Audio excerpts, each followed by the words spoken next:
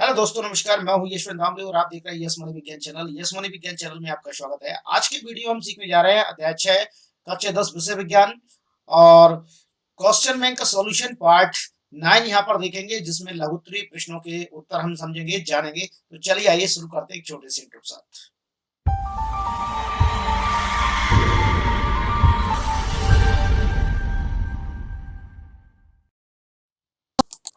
यहाँ देखते हैं, सबसे पहले लघुत्तरीय प्रश्न के अंतर्गत लिखा गया है, पौधों में प्रकाश संश्लेषण की प्रक्रिया कहाँ संपन्न होती है?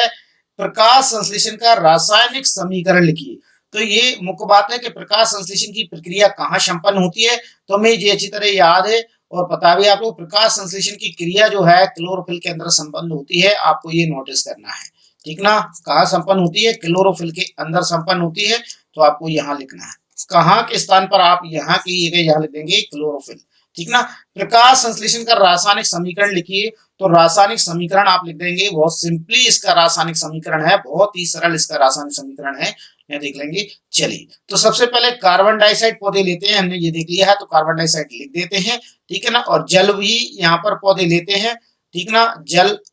जड़ों की सहायता से पौधे ग्रहण करते हैं, ये लिख दिया हमने, ठीक। ये यहाँ पर सूर्य के प्रकाश की उपस्थिति में काम चलता है, तो ये लिख दिया हमने, सूर्य का प्रकाश यहाँ पर लिख देंगे, ठीक। इस प्रकार से सूर्य प्रकाश।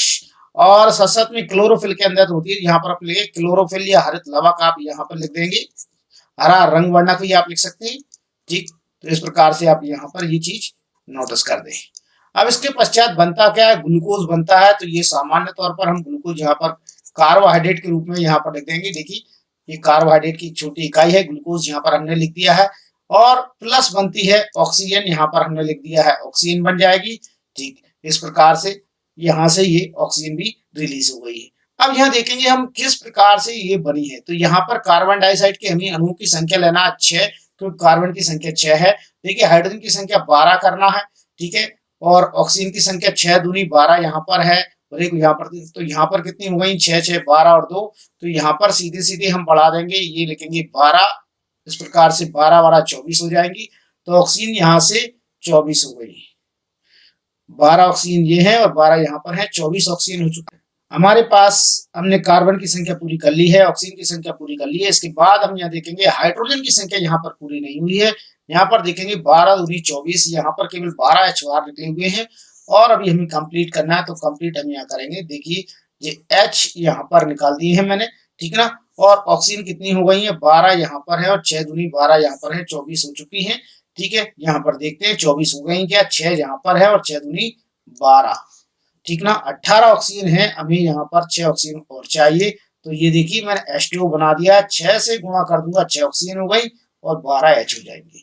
12 H यहाँ पर लगे हैं, तो 24 हो गए। अब ये हो गया फुल्ली कंप्लीट प्रकाश का संश्लेषण का रासायनिक समीकरण, ठीक ना। टोटल फुली समीकरण यहाँ पर आपके सामने मौजूद है। चलिए नेक्स्ट क्वेश्चन पर हम चलते हैं। यह देखेंगे, अगला क्वेश्चन है, पौधों में गैसीय आदान प्रदान की प्रक्रिया किन भागों में संपन्न होती है? पौधों में रंध्र का महत्व क्या है? तो यहाँ पे पौधों में गैसीय आदान प्रदान की प्रक्रिया जो आप अच्छी तरीके से जानते हैं, लीव्स जो होती हैं, पत्तियां जो होती हैं, लीव्स जो है, पत्तियां जो होती हैं, जो आपने देखी हैं, तो पत्तियों में छोटे छोटे से छिद्र पाए जाते हैं। पत्तियों की अधिकतर निचली सतह पर छोटे छोटे छिद्र पाए जाते हैं, जिन्हें हम रंध्र या स्टोमेटा के नाम से जानते हैं। ये पौधों में मिलते हैं रंध्र, जिन्हें हम कहते हैं, या स्टोमेटा के नाम से भी हम इन्हें जानते हैं। छोटे छोटे छिद्र हैं, इन रंध्रों की सहायता से ही पौधों में गैसीय आदान प्रदान होता है। जैसे एक और नाम इंग्लिश में आप जानते हैं, स्टोमेटा के नाम से, जिन्हें आप बखूबी जानते हैं, ठीक।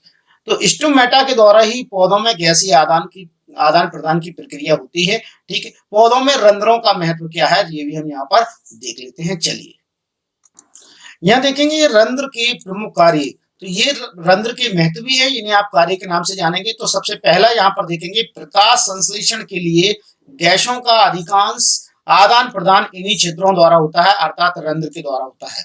वाष्पोत्सर्जन की प्रक्रिया में जल वाष्प के रूप में रंध्र के द्वारा ही निकाला जाता है। तो ये इनके महत्व भी हैं, जिन्हें आप यहाँ से लिख सकते हैं। क्वेश्चन अगर थोड़ा चेंज हो जाए कि पौधों में पाए जाने वाले रंध्र का नामांकित चित्र बनाइए, तो आप यहाँ से इस चित्र को बना सकते हैं, जो स्क्रीन पर प्रदर्शित हो रहा है, ठीक। आप देख पाएंगे ये सभी यहाँ पर जो पीले येलो रंग की संरचना जो आपको दिखाई दे रही हैं, ये और ये द्वार कोशिकाएं कहलाएंगी। और सेम द्वार कोशिकाएं यहाँ भी हैं, ये द्वार कोशिकाएं, इनकी संख्या 2 है। और द्वार कोशिकाओं के चारों ओर ये हरी संरचना जो आपको दिखाई दे रही है, ये संरचना है सहायक कोशिकाएं, सब्सिडरी सेल्स कहलाती हैं। इन्हें हम सहायक कोशिकाओं के नाम से जानते हैं, ये कहलाएंगी सहायक कोशिका, ठीक, या सब्सिडरी सेल्स कहलाती हैं।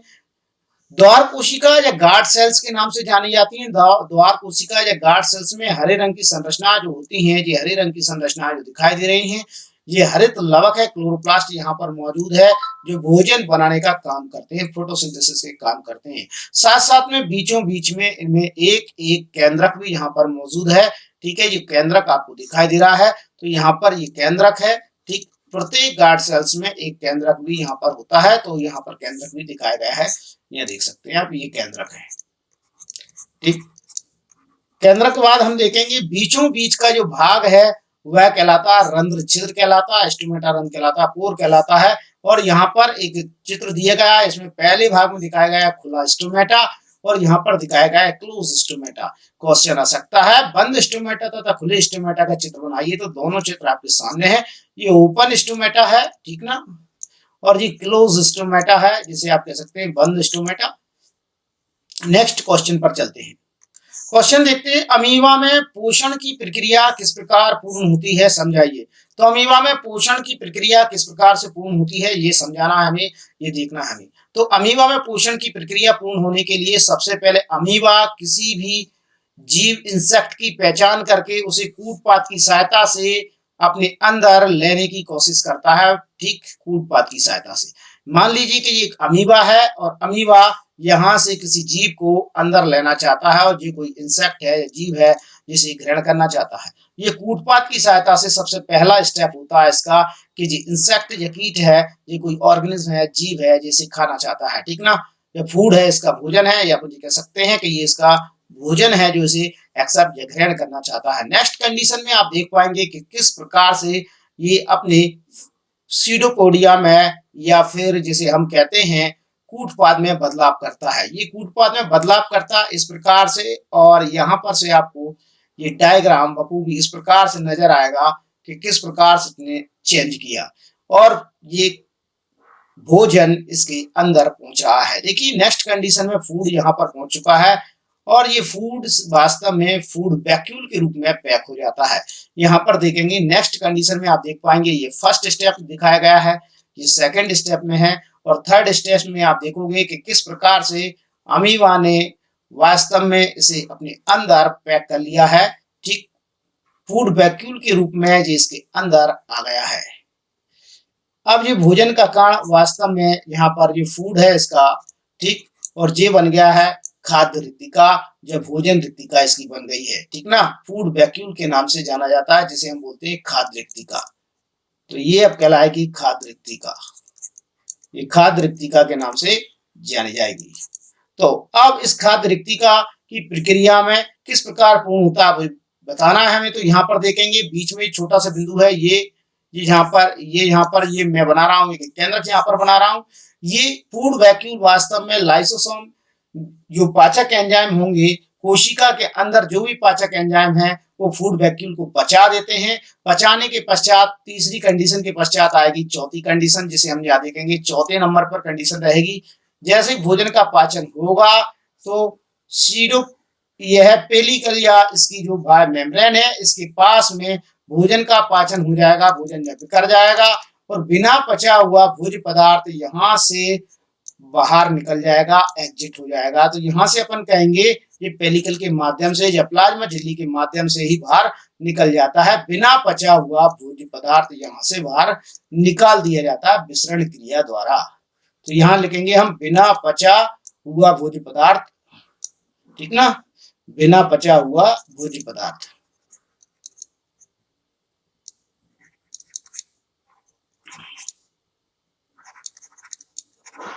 जो एक प्रकार से बिना पचा हुआ भोज्य पदार्थ है वो एक प्रकार से पूरे रूप में जैसे हम कहते हैं अपशिष्ट पदार्थ कहलाता है, ठीक ना, क्या कहलाएगा, अपशिष्ट पदार्थ कहलाएगा, जिसे अमीबा बाहर निकाल देता है। तो इस प्रकार से आप देख सकते हैं अमीबा में पोषण की प्रक्रिया किस प्रकार से पूरी होती है। इसे हम डायग्राम की मदद से भी समझ सकते हैं, देख सकते हैं। चलिए हम इस पिक्चर में देखने का प्रयास करते हैं। तो यहाँ देखेंगे सबसे पहले आपको कैन एक भोजन का कण है जो कि अमीबा द्वारा एक्सेप्ट किया जाता है, ग्रहण किया जाता है। तो यहाँ लिखा गया है अमीब भोजन को अपने पादप की सहायता से, पादप मतलब कूटपाद की सहायता से घेर लेता है।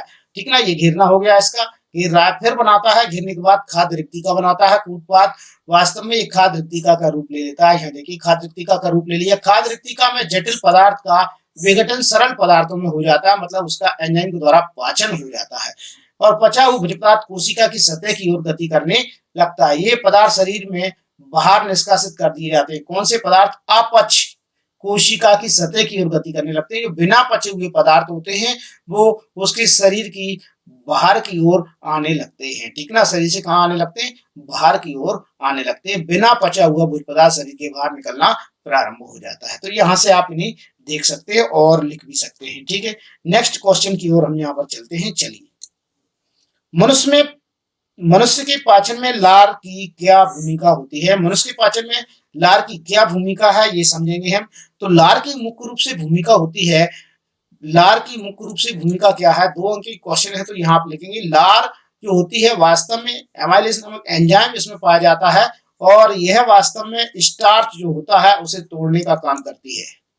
ठीक ना, स्टार्च को तोड़ने का काम करती है, स्टार्च को तोड़ने का काम ये करती है। कौन? लार स्टार्च को तोड़ने का काम करती है, सरल घटकों में तोड़ देती है। ठीक, यह देखिए मुंह में सबसे पहले भोजन का अंतःग्रहण होता है, दांतों द्वारा भोजन को चबाया जाता है, फिर जीभ की सहायता से भोजन को लार के साथ पूरी तरह से मिलाया जाता है।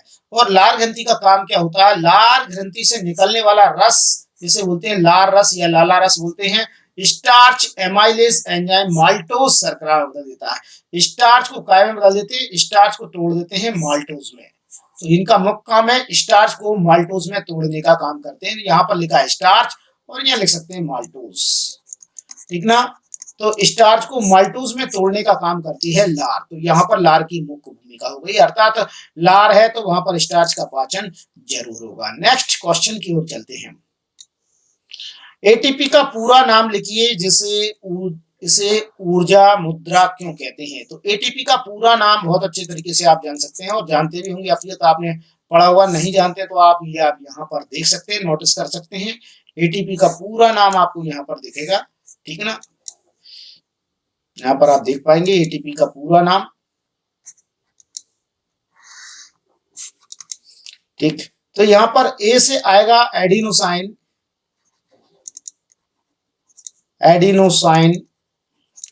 या टी से आएगा ट्राइफॉस्फेट, ट्राई, और पी से आएगा फॉस्फेट।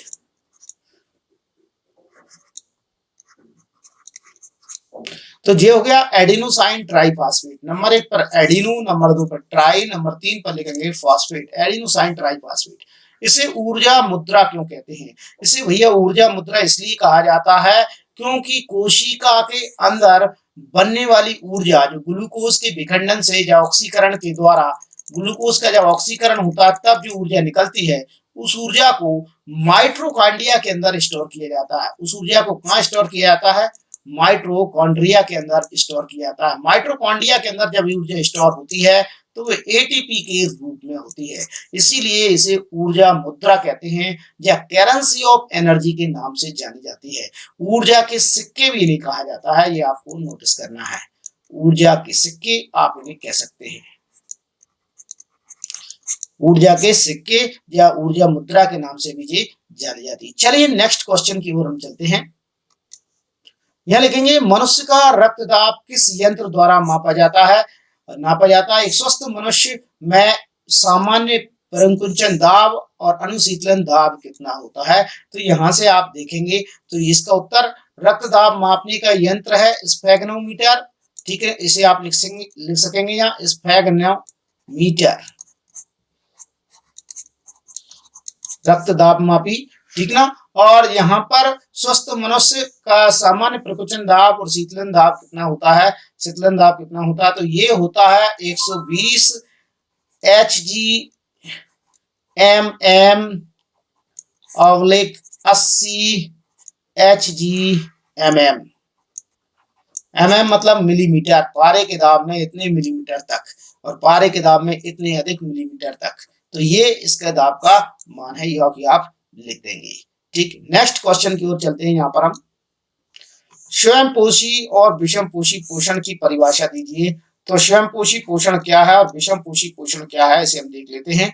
स्वपोषी का मतलब सीधी सी बात है, इसका शब्दों में आप संधि विच्छेद कर दीजिए, रट्टा नहीं मारना है, आपको ध्यान रखना है। स्व मतलब हो जाएगा, यहाँ पर हम पहले इनका नाम का हम संधि विच्छेद कर रहे हैं, तो इस प्रकार से लिखेंगे पोषी। स्व का मतलब होता है स्वयं के द्वारा, पोषी से तात्पर्य होगा पोषण करना। तो स्वयं का पोषण, ये क्या हो गया, स्वयं पोषण करना, अर्थात स्वयं अपना भोजन बनाना, अपना पोषण स्वयं करना। तो ऐसे जीव जो अपना भोजन स्वयं बनाते हैं, अब स्वयं पोषी जीव कहलाते हैं। और ऐसे जीव होते हैं हरे पौधे। कौन से होते हैं, हरे पौधे, ऐसे जीव होते हैं, ठीक ना, हरे पौधे। तो ऐसे जीव जो अपना भोजन स्वयं बनाते हैं स्वपोषी कहलाते हैं, जिन्हें आप लिख सकते हैं। विषम पोषी का मतलब होता है, यहाँ पर आप देख सकते हैं विषम मैंने यहाँ लिख दिया है, आप लिखेंगे पोषी, तो मैंने यहाँ लिख दिया है। विषम से तात्पर्य होता है दूसरे, पोषी मतलब पोषण, विषम से मतलब है अन्य, दूसरों पर, ठीक ना, अन्य से पोषण प्राप्त करना या दूसरों से पोषण प्राप्त करना। तो विषम पोषण मतलब होता है अन्य जीवों से पोषण प्राप्त करने की विधि कहलाती है विषम पोषण, ठीक है ना। दूसरे जीवों से पोषण प्राप्त करना कहलाता है विषम पोषण। इसमें परजीवी भी शामिल हैं, मृतोपजीवी भी शामिल हैं, ये सारी चीज, सर्वहारी भी शामिल हैं। तो ये सारे इसी के अंदर, मांसाहारी भी इसी में शामिल हैं, शाकाहारी भी इसी में शामिल है, ये सारे के सारे ही वास्तव में इसी में शामिल होते हैं। कौन कौन से, यहीं से आप लगा लीजिए, शाकाहारी भी इसी में रहेंगे शामिल, ठीक, विषम पोषी में। मांसाहारी भी इसी में रहेंगे, ठीक, शामिल। परजीवी भी इसी में शामिल रहेंगे और सर्वाहारी भी इसी में शामिल रहेंगे। ये सारे के सारे इसी के अंतर्गत आते हैं, विषम पोषी पोषण के अंतर्गत ये आते हैं सारे के सारे, ठीक, ये आप कह सकते हैं।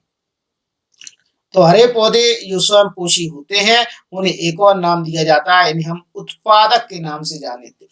किस नाम से जानते हैं, उत्पादक के नाम से जानते हैं। और ये सब कहलाते उपभोक्ता। क्या कहलाते हैं, उपभोक्ता कहलाते हैं ये सब, ठीक।